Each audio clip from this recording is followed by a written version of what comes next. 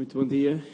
Vamos dar início à audiência da Rede de Jovens para a Igualdade no âmbito do projeto FEMNET, Direitos Humanos Digitais das Jovens Mulheres e Raparigas. Agradeço à Sra. Presidente da Delegação, a Dra. Teresa Silva. Recordo que a nossa grelha de tempos dita que terá 10 minutos para a sua intervenção inicial. Seguem-se depois as intervenções dos diferentes grupos parlamentares e, no fim, terá novamente 10 minutos para poder responder às questões ou às reflexões que as senhoras deputadas entendam colocar. E, portanto, dava-lhe desde já a palavra para a sua intervenção inicial. Tem a palavra. Sim, olá, bom dia a todos e a todas, senhoras e senhores deputados. Obrigada aqui também por nos receberem. O objetivo também, nós hoje também temos pedido aqui esta audiência, era também para apresentar um pouco o trabalho que temos vindo a fazer e as reflexões que temos vindo a fazer na área daquilo que é a internet e os direitos digitais humanos na internet, tendo por foco também a questão da violência sexual para com mulheres e raparigas. Nós sabemos que neste momento existe muita reflexão que está a ser tida relativamente a estas questões.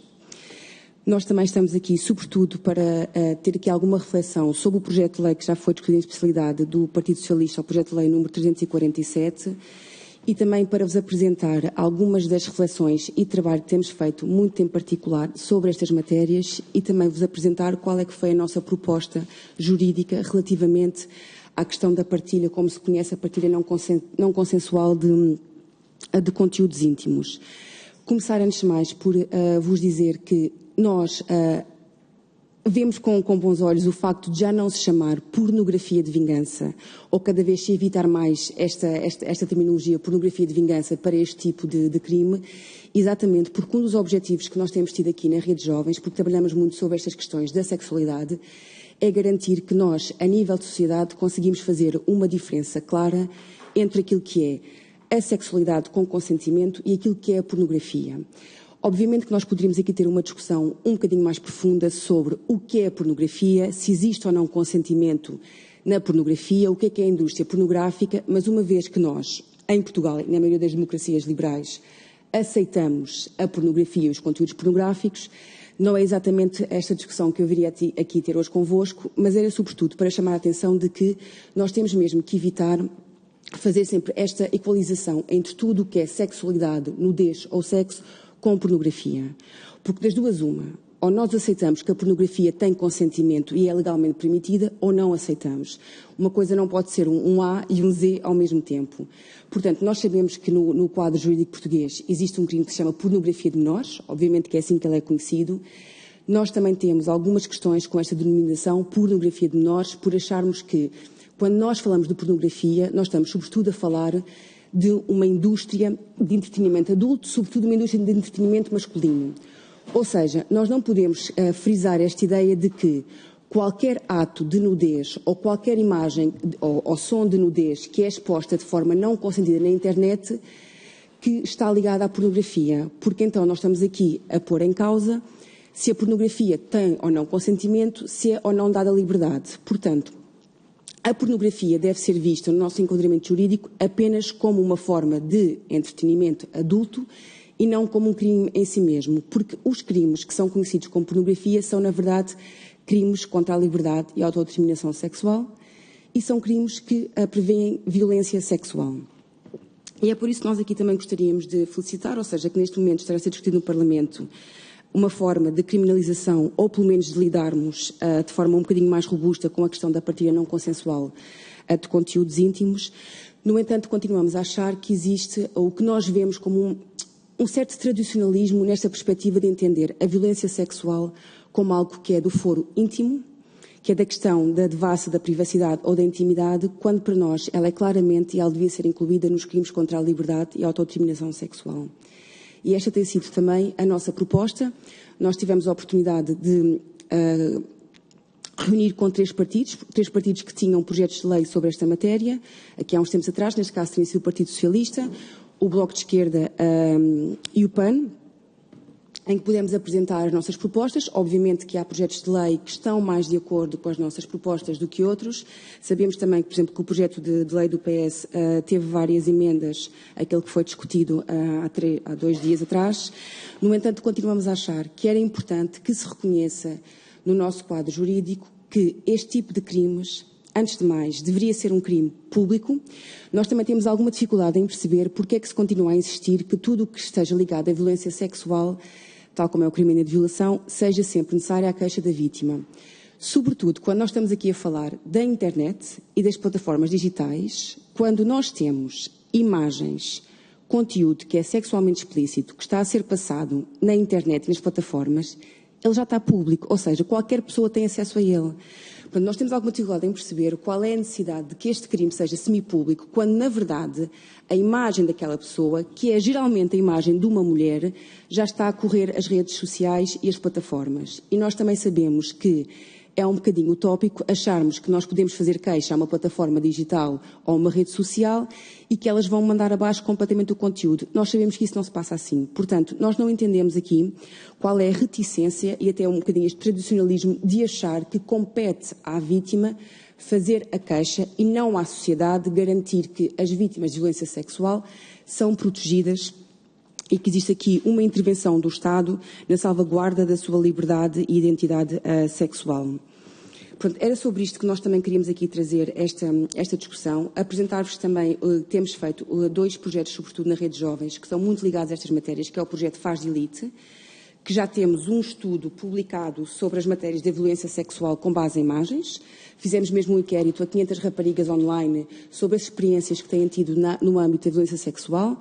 E sabemos que a maioria das jovens, entre os 18 e os 25 anos, a maioria dos crimes que são vítimas é sobretudo aquilo que se chama cyberflashing, ou seja, o envio não consentido de nudes, ou seja, de fotografias por parte de outrem das partes digitais, aquilo que se conhece como dick pics. E também sabemos que a segunda forma mais prevalecente de violência sexual com base em imagens é a ameaça da partilha de conteúdos íntimos. E é por isso que nós temos esta análise, que é uma análise obviamente feminista, de que a violência sexual com base em imagens, ela faz parte do contínuo de violência para com mulheres e raparigas.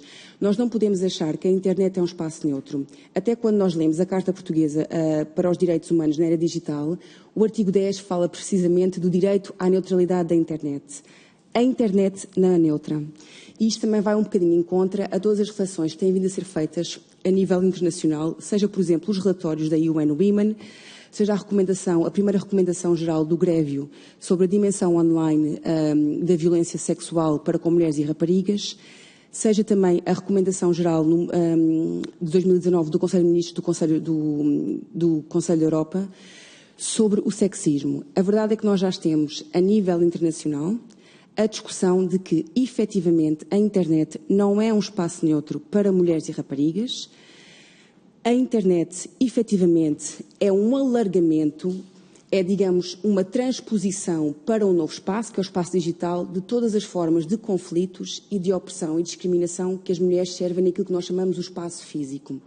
Para nós também é importante que se vá ganhando esta reflexão de que nós, hoje em dia, sobretudo para as jovens e para os jovens, percebendo a importância da internet e do espaço digital, nós não podemos fazer uma diferença, nós não podemos achar que a internet é, digamos, um Éden, onde todos os cidadãos e cidadãs participam de forma igualitária, expõem, digamos, os seus interesses e podem participar politicamente da mesma forma. Nós sabemos que não é assim. Nós sabemos que, efetivamente, a falta de acesso de recursos das mulheres e as formas de discriminação das mulheres sejam mais ou menos veladas, esta falta de igualdade de resultados e igualdade de facto que ainda marca a vida das mulheres, ela também se versa no espaço da internet. E aquilo que nós também sabemos da nossa própria experiência enquanto ativistas dentro do movimento feminista é que a maioria das mulheres que têm voz ativa nos espaços digitais, sobretudo mulheres ativistas, mulheres políticas e mulheres jornalistas, são alvo de violência, de cibersexismo, são alvo de ataques e de insultos, aquilo até que nós achamos que devíamos começar a configurar como discurso de ódio. Informar também, ou seja, provavelmente também já saberão, que existe neste momento uma proposta da Comissão de que os discursos de ódio sejam elevados a Eurocrime. E uma das formas de discurso de ódio é exatamente o discurso de ódio sexista. E nós achamos que não existe ainda uma reflexão e uma aceitação de que o sexismo permeia efetivamente todo o nosso espaço social, de que as mulheres e raparigas são as primeiras vítimas daquilo que se configurou hoje como discurso de ódio e que nós normalizamos. Nós achamos que é importante esta reflexão cada vez mais premente sobre as questões, por exemplo, do discurso de ódio homofóbico, o discurso de ódio racista. No entanto, o que nós temos percebido é que no que toca às mulheres e às raparigas, nós como sociedade normalizamos, de certa forma, os insultos, as agressões e as humilhações. É quase como se elas fizessem parte do dia-a-dia, até de certa forma como alguma graçola. E o que nós sabemos, e inclusive a Estratégia Europeia 2019-2023, reconhece efetivamente, a Estratégia Europeia para a Igualdade de Género, reconhece efetivamente de que a inteligência artificial e o espaço digital são formas e espaços de discriminação e de violência para com mulheres e raparigas. E é por isso que para nós é importante trazermos esta reflexão e também saber que hoje, portanto, vai ser votado aqui o projeto de lei número 347, também vos apresentar qual é que é a nossa proposta jurídica sobre a mesma e que achamos que temos que deixar de ver estas matérias na esfera da vida privada e da devassa da privacidade da vida íntima e enquadrá-la nos crimes contra a liberdade e a autodeterminação sexual. E, sobretudo, reconhecer de que existem crimes que são crimes de género, tal como são refletidos na Convenção de Istambul, e que eles afetam diretamente mulheres e raparigas pelo facto de serem mulheres e raparigas, porque vivemos em sociedades sexistas, independentemente de todos os avanços que nós já hoje fizemos a nível civilizacional relativamente ao combate às discriminações. E era isso que vos queríamos dar a conhecer. Nós enviámos para todos os grupos parlamentares a nossa proposta jurídica e também a nossa análise relativamente a estes projetos de lei. Não sei se a receberam. Trago aqui alguma também para verem, para poderem então também refletir sobre estas matérias e o porquê de acharmos que a devassa da vida privada não é suficiente para falar sobre crimes de violência sexual. Muito obrigado, doutora Teresa Silva. Passo agora a palavra ao Grupo Parlamentar do Partido Socialista, à senhora deputada Patrícia Faro. A senhora deputada tem a palavra. Obrigada, Sr. Presidente. Cumprimento a caras colegas e um cumprimento especial à Sra. Presidente da Delegação, Teresa Silva, que tenho hoje o gosto de conhecer, sendo certo que relativamente ao vosso projeto e como referiu, já tinha contacto, já tinha dado, portanto, boa nota do trabalho que desenvolvem e felicito-a também pelo desenvolvimento deste projeto do FEMNET, Direitos Humanos Digitais, Jovens, Mulheres e Raparigas, e pela pertinência também dos vossos objetivos, ou seja, as problemáticas, nós sabemos que elas existem, isto há questões relacionadas com violência de género e que depois, no mundo global, se vão traduzindo noutras formas. Destaco, inclusive, dois dos vossos objetivos. Por um lado, promover a igualdade de género e o respeito pelos direitos fundamentais online, proteger as mulheres e raparigas vítimas de violência online, e que o número é efetivamente representativo, portanto, 1 em cada 10 das mulheres vítimas online desde os 15 anos de idade. Efetivamente, estes números são assustadores e devem, obviamente, preocupar-nos. Por outro lado, melhorarem as competências digitais das mulheres jovens como forma de minimizar essas desigualdades, portanto, fornecer-lhes ferramentas para que possam agir preventivamente, fomentar a igualdade, normalmente a igualdade também de oportunidades e também no acesso ao mercado de trabalho, porque sabemos que o mundo digital é profundamente desagregador nesta matéria. Em nome do Grupo Parlamentar do Partido Socialista, como informar efetivamente que o Governo está seriamente comprometido em assegurar a igualdade e acesso aos benefícios proporcionados pela transformação digital, priorizando o combate da segregação profissional, na dimensão que falei, uma dimensão persistente das desigualdades entre homens e mulheres, que restringe de facto escolhas de vida, educação, formação e emprego, e assim reverter a tendência reduzida participação das raparigas e mulheres nas tecnologias de informação e comunicação, nomeadamente também nas engenharias. Gostaria de fazer efetivamente esta distinção, apesar de a doutora Teresa Silva ter referido muito a questão da violência de género no contexto online. Em termos de política pública, temos consciência que a dimensão de género efetivamente não é neutra, não é?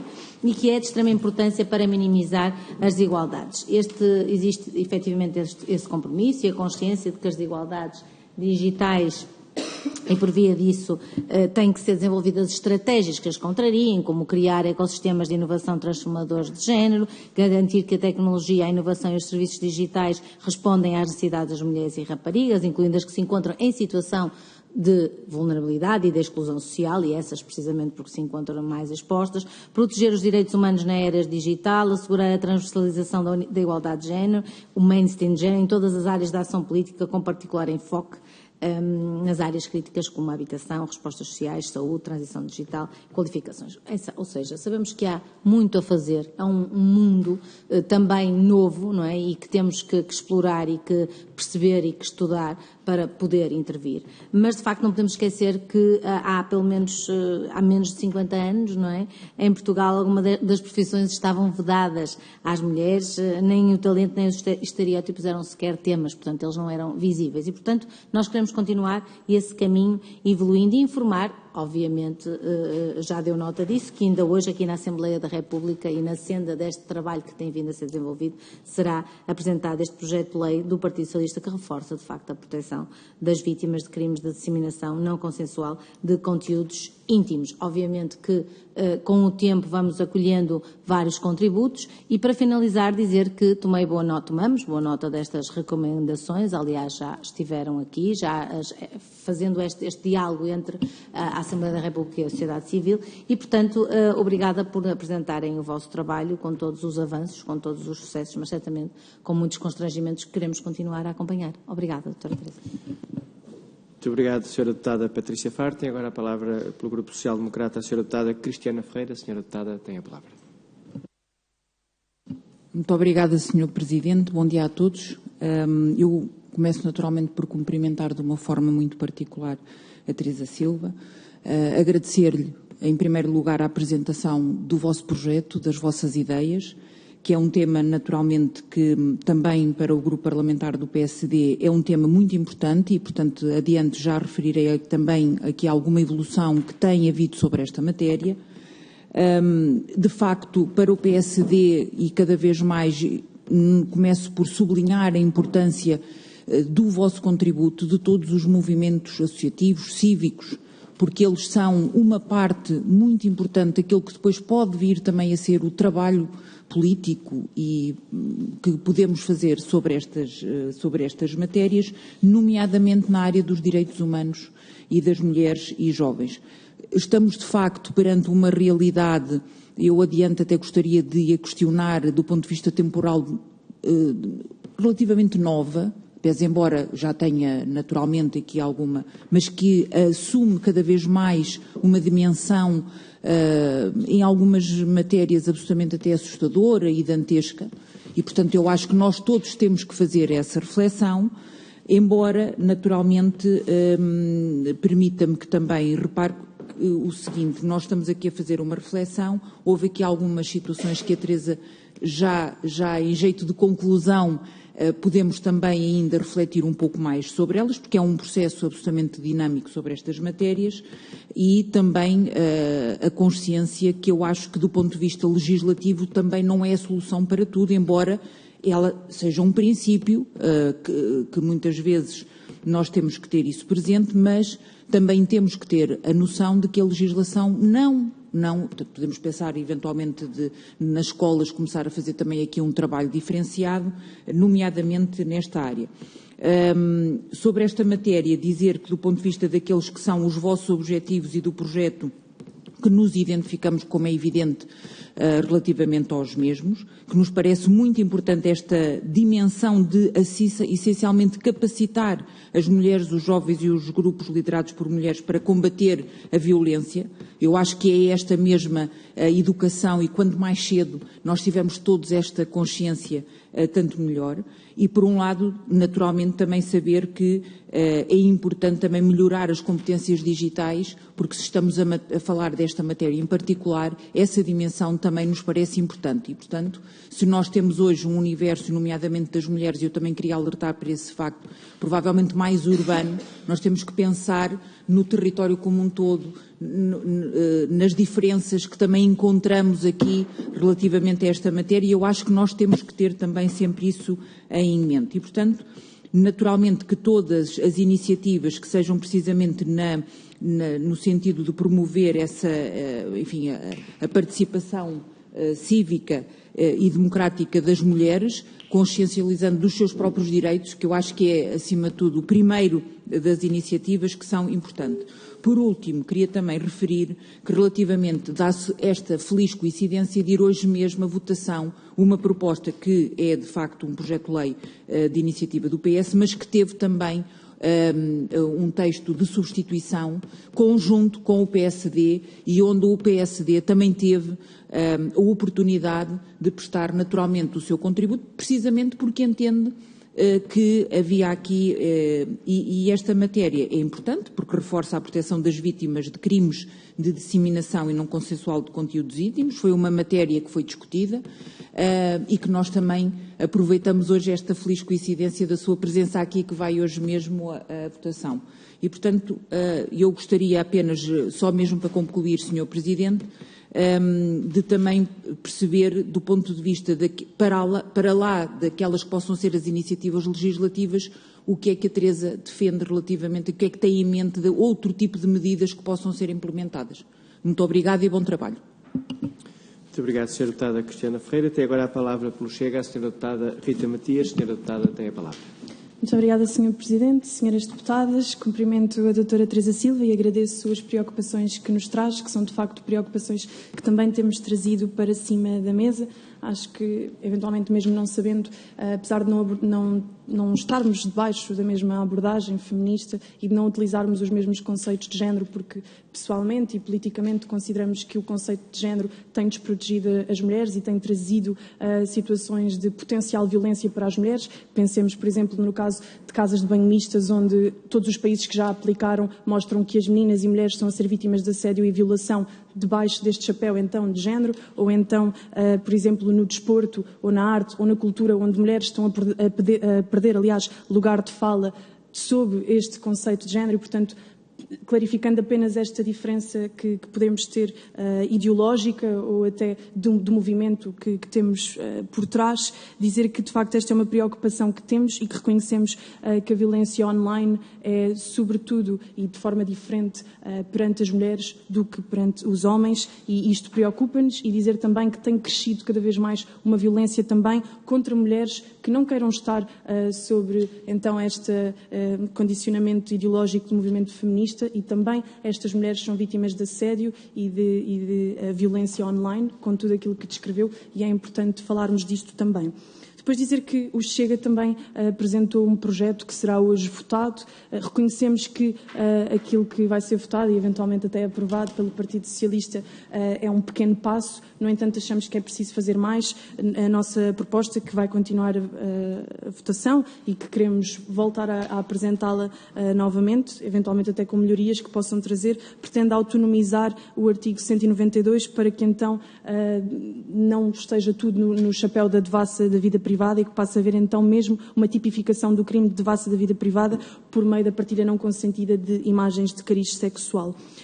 E outra das questões que também trazemos para cima da mesa e que também referiu é precisamente responsabilizar o Estado e, por outro lado, também as plataformas digitais para que, quando desta partilha e destes conteúdos nestas mesmas plataformas, que haja uma obrigação legal de fazerem todos os possíveis por eliminar, porque sabemos que, uma vez partilhada na internet, a disseminação consegue levar as imagens além fronteiras e além plataformas e, portanto, a vítima acaba por sofrer processos de revitimização porque sucessivamente as imagens podem ser partilhadas e não partilhadas. E apesar de saber que estamos aqui a falar acima de tudo sobre estas propostas que temos em cima da mesa, e apesar de ter dito claramente que hoje não queria vir a falar de pornografia portanto, da partilha consensual, gostava também de saber, se merecer algum comentário, aquilo que acham que ainda é preciso travar, porque a verdade é que, no nosso entender, apesar de ser aceito no quadro legal e de não haver condenação social, continua a haver uma mercantilização da mulher mesmo que seja consensual. Há novas plataformas, por exemplo, o OnlyFans, onde vemos meninas, mulheres, também homens, mas tendencialmente mais mulheres, a venderem imagens suas por 5 euros, 9 euros. É absolutamente indigno, apesar de considerar que não há qualquer tipo de valor que valha verdadeiramente a intimidade e o corpo de uma mulher. Temos esta preocupação, achamos que isto pode promover ainda mais uma violência, promove estereótipos, promove realidades que, na verdade, estão muito longe de ser aquilo que são os desejos de uma mulher ou de um homem na vida da sua intimidade sexual, e temos preocupações sobre isto. E, portanto, gostava de saber se merece algum comentário este tipo de plataformas que estão a proliferar e por mais que sejam legais, por mais que sejam até hajam impostos e até hajam comparticipações destas questões para o Estado, achamos que continua a vitimizar meninas e mulheres. Obrigada. Muito obrigado, Sra. Deputada Rita Matias. Tem agora a palavra pelo Bloco de Esquerda a Sra. Deputada Joana Mortágua. A Sra. Deputada tem a palavra. Muito obrigada. Queria saudar o trabalho da Rede de Jovens para a Igualdade nesta matéria. Nós já conversamos sobre estes projetos. Aliás, foi na sequência dessa conversa que nós acabámos por retirar o termo pornografia de vingança e incluir a divulgação não consentida de imagens ou conteúdo sexual. Apesar desse pormenor que referiu aqui bem, que é no Código Penal e no quadro legislativo português, a partir do momento em que existe a pornografia de menores, depois há aqui uma dificuldade de criar um corpo coerente. Estamos de acordo no essencial e parece-nos que o projeto que hoje é votado pelo PS e pelo PSD, apresentado pelo PS e pelo PSD, fazendo avanços em relação ao projeto do PS, que entendia que estes crimes eram uma simples devassa da vida privada e que faziam equivaler a partilha de uma imagem de cariz sexual não consentida, faziam equivaler isso à partilha de uma fatura da luz não consentida, apesar de ter havido uma evolução para considerar a evidência de que a maior parte, ou seja, o fenómeno social com o qual nós estamos a lidar aqui é a partilha de imagens de cariz sexual, sobretudo feita por homens, sobretudo a vitimizar mulheres, e, portanto, há um fenómeno social que está na base desta alteração penal e legal, e porventura um fenómeno social que tem características para se tornar pandémico entre algumas gerações, coisa que não se aplica à divulgação de faturas da luz ou de faturas do telefone. E isso acontece precisamente porque a internet é um espaço, como disse, de continuidade da violência da violência de género. A internet não é só um meio de prova, é também um dos locais que é entendido sobretudo pelas novas gerações, como um espaço público e, portanto, é nesse espaço público que acontecem também as violências contra as mulheres e as violências de género e em geral, como disse bem, o discurso de ódio mais generalizado. O projeto do PSD e do PS, como eu dizia, falha naquilo que para nós era essencial, que era considerar estes crimes contra a liberdade e a autodeterminação sexual. São crimes que atentam contra a dignidade sexual e contra a liberdade e a autonomia da mulher de decidir sobre o seu corpo.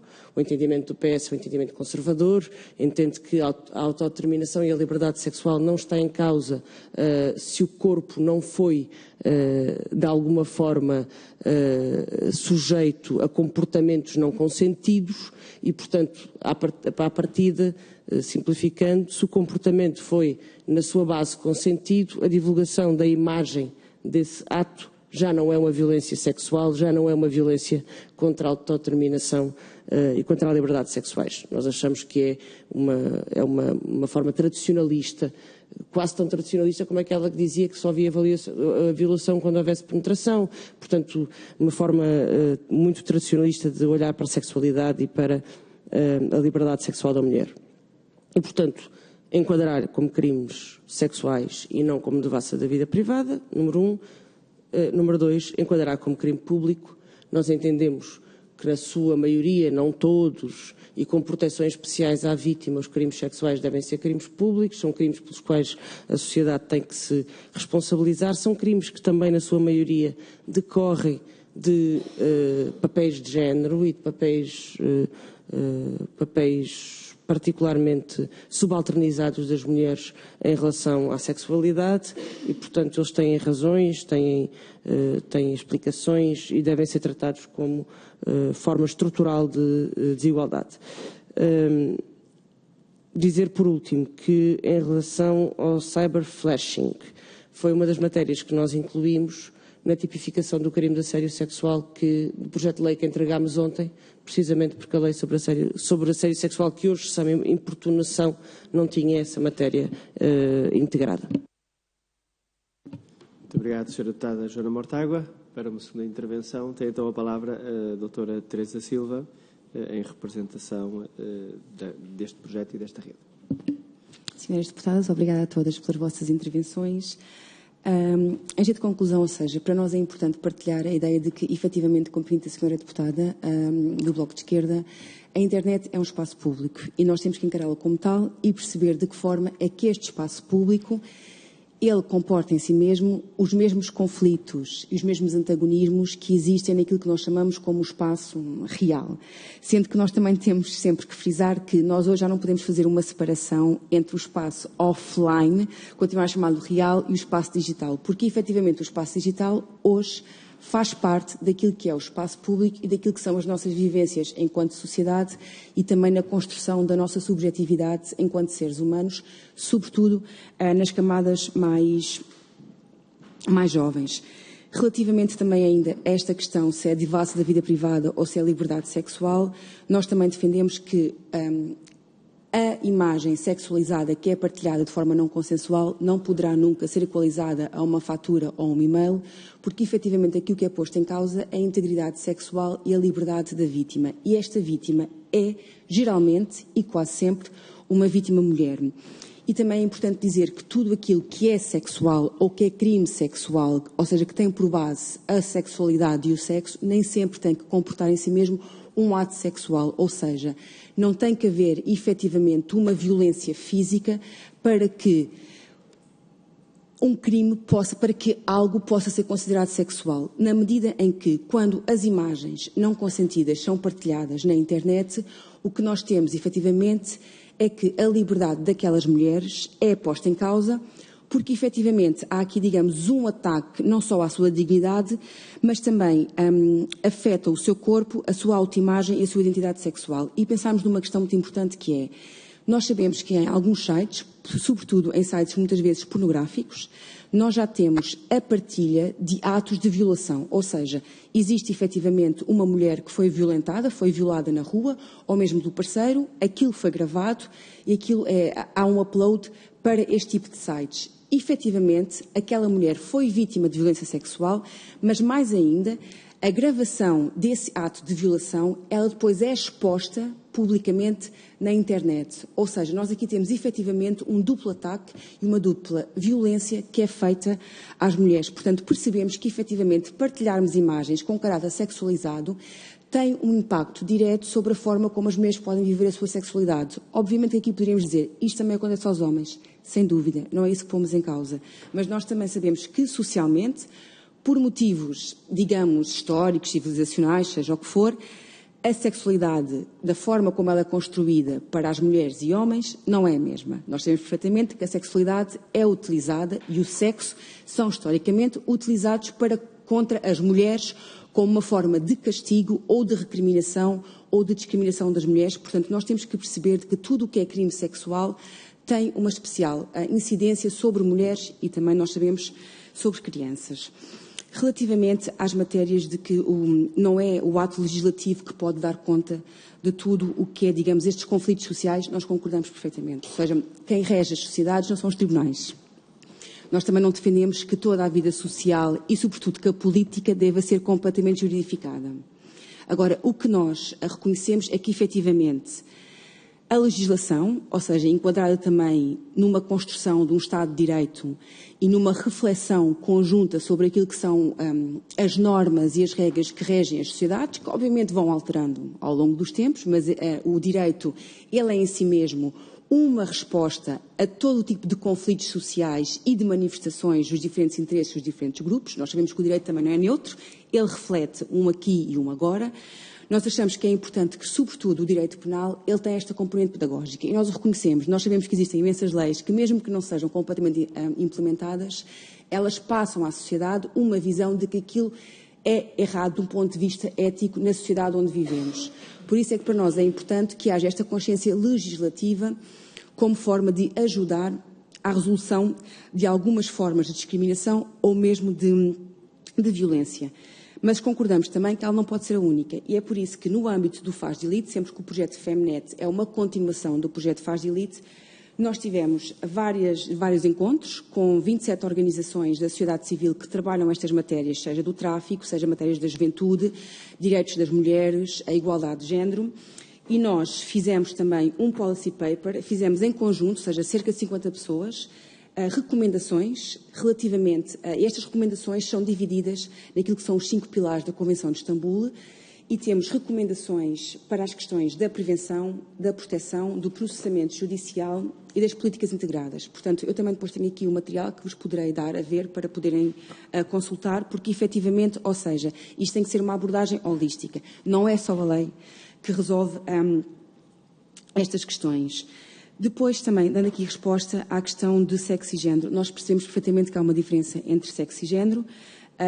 Agora, quando nós falamos de violência de género, ela é, portanto, baseada naquilo que é a definição da Convenção de Istambul e nós reconhecemos que o género são um conjunto de comportamentos e expectativas sociais que recaem de forma diferenciada para com os sexos. Portanto, é importante para nós percebermos aqui a diferença entre sexo e género, mas perceber também que a violência de género efetivamente existe, porque se determinou socialmente que mulheres e homens são diferentes e que existe uma forma correta de ser mulher e uma forma correta de ser homem. E é por isso que nós falamos de violência de género, porque ela é baseada nessa expectativa, nessa construção subjetiva daquilo que são homens e daquilo que são mulheres. E relativamente às matérias da pornografia, a Rede Jovens somos uma associação feminista que se opõe a qualquer tipo de mercantilização e exploração do corpo das mulheres, seja para fins sexuais, reprodutivos ou económicos, e obviamente que hoje temos tido muita reflexão sobre matérias como o OnlyFans e achamos que é importante que haja uma reflexão integrada sobre esta questão. Nós não achamos que o consentimento possa ser a resposta para tudo, até porque percebemos que há uma diferença entre consentimento e autonomia. Se as mulheres são historicamente discriminadas, historicamente oprimidas também com base no sexo e nesta discriminação que é estrutural e que é universal, porque também a sabemos, nós não podemos achar que o consentimento, que mais não é que uma regulação de relações de desigualdade, possa servir para justificar todo o tipo de discriminações e de violência que é cometida para com mulheres e raparigas. E depois também relativamente à questão do discurso de ódio para mulheres que não são feministas. Para nós esta matéria está bastante assente, ou seja, as mulheres, independentemente do seu posicionamento ideológico, independentemente da sua profissão, independentemente daquilo que nós possamos achar pessoalmente delas ou não, as mulheres, como mulheres, são efetivamente vítimas de discurso de ódio online e compete-nos a nós garantir que existe essa consciência para que aquele discurso de ódio online que é perpetrado para com mulheres e raparigas é pelo facto de elas serem mulheres e raparigas. Nós sabemos que se fosse um homem seria de forma totalmente diferente. Portanto, aqui para nós não é importante se as mulheres são ou não feministas, achamos que as mulheres deveriam sê-lo, mas nós reconhecemos que, efetivamente, não importa o que é que uma mulher diga ou faça, o facto de ser mulher faz com que ela seja atacada. Inclusive por outras mulheres, nós sabemos que isto existe. Mas, por isso, isto só demonstra de que, efetivamente, a discriminação com base no sexo e os estereótipos de género estão completamente presentes na nossa sociedade e que nós continuamos a ver as mulheres não como seres humanos individuais com características, qualidades e defeitos, mas sim como representantes de um grupo. Ou seja, é como nós dizemos, as mulheres são sempre as iguais, enquanto que os homens são os diferentes, cada homem em si transporta o mundo, nós mulheres representamos no fundo todo um grupo e não nos conseguimos nunca diferenciar umas das outras porque nos é negada essa autonomia e essa identidade individual. E nós sabemos que todos os ataques que são feitos às mulheres, seja no espaço, digamos, físico, seja no espaço online, advém do sexismo e das relações históricas da desigualdade de poder entre homens e mulheres. E, para finalizar, é isso, dar conta de que nós continuaremos aqui a fazer o nosso trabalho para incidir sobre as matérias da violência sexual, para incidir sobre as matérias de todas as formas de discriminação para com mulheres e raparigas, e também para garantir que existe cada vez mais uma capacitação das mulheres e das raparigas e também da sociedade para reconhecermos de que, independentemente destes novos espaços terem surgido, que é, digamos, a esfera pública no digital, ela não é um Éden, ela não é um espaço desprovido de conflitos, ela é um espaço em que, na verdade, o que nós vemos hoje é que tudo aquilo que são formas, digamos, históricas de opressão e discriminação estão hoje a ser exacerbadas e que estamos a ter alguma dificuldade em lidar com as mesmas, e é este também o papel das organizações de mulheres, é estar aqui também em diálogo estruturado com os representantes governamentais e também com o próprio Estado para garantir que podemos combater todas as formas de discriminação para com mulheres e raparigas e relembrar que a Constituição Portuguesa identifica como uma das suas tarefas fundamentais a igualdade entre mulheres e homens. Muito obrigado, doutora Teresa Silva. Damos assim por concluída a audiência da Rede de Jovens para a Igualdade no âmbito do projeto FemNet, Direitos Humanos Digitais das Jovens Mulheres e Raparigas. Agradeço mais uma vez a sua presença, agradeço às senhoras deputadas. Está concluída a reunião.